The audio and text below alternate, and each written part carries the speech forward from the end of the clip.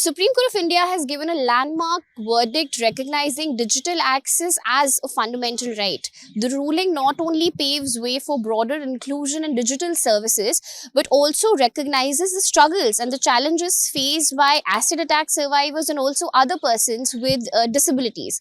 We're speaking to Advocate Ila Sheel, who appeared for one of the petitioners in this case.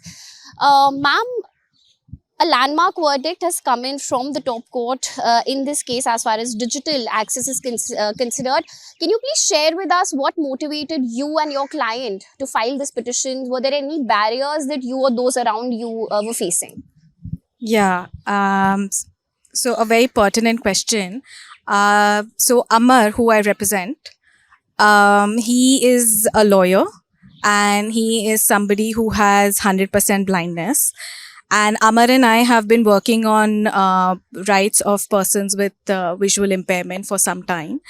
And we got talking and we realized that even when we do eKYC, which is such a routine procedure for people with sight, whether it's for insurance, whether it's for opening bank accounts, whether, everything, DMAT, everything else, everything requires, or Aadhaar, everything requires you to do KYC, and now it's become digital. So we spoke and I realized that they have such fundamental issues. For instance, one of the things that are checked in an eKYC is liveness. So check of liveness. So for that, what they ask the customer to do is blink to show that you're a human. That is a problem with a lot of persons with blindness. The other way that they recognize whether you're a human is by asking you to show your documents to the camera, to read out a particular code. So as far as showing documents to the camera, without any kind of assistance with respect to alignment, how would one know where to align to the camera when you don't have sight? And if that is not done properly, then the applications are rejected. Or if there is any kind of prompting from the customer's side, then also it's rejected as per the directions of the RBI. So all these host of issues were there, which we brought to the Supreme Court.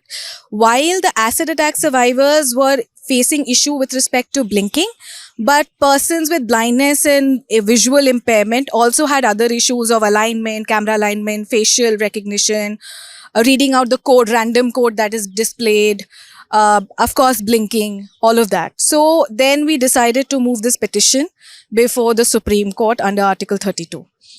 Ma'am, what legal arguments form the backbone of your matter? How did you frame the issue of digital access as a constitutional matter?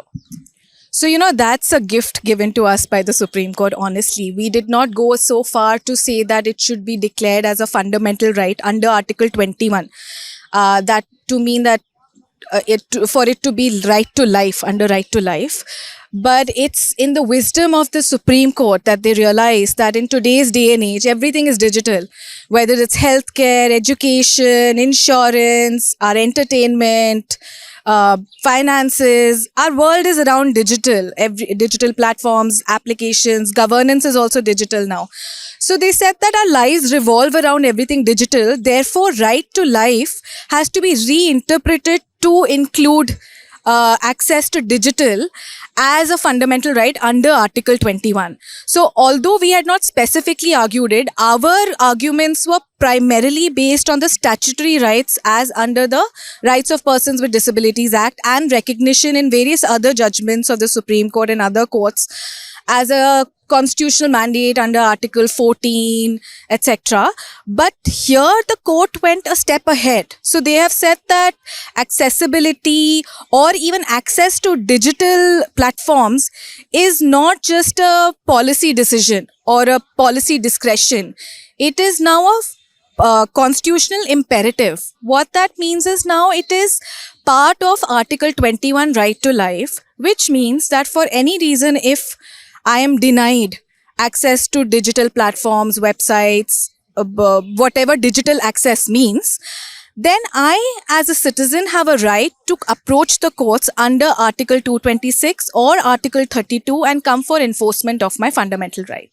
So this is what has been absolutely landmark and a game changer, because till now also a lot of cases have been filed for accessibility, but it always remained a challenge. How do we seek enforcement of that? And how do we ensure that whether the government, whether the authorities or the parties actually comply with the accessibility standards?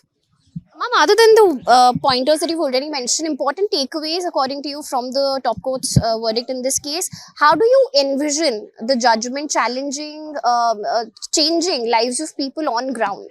Because we have also spoken about a constitutional recognition in a way that has come in. So what will be the larger impact of that, of such a recognition by the top court? Yeah, absolutely. So, first and foremost, court has given some 20 directions, very specific directions, that all accessibility standards have to be mandatorily followed by all private and government bodies, which are regulated entities. Then they have said to ensure this, they also have to have a mandatory audit to be done periodically, which was not mandatory till now. It was just something that was desired. Third, they have also said that there has to be a specific grievance redressal mechanism for persons with disabilities when it comes to KYC issues.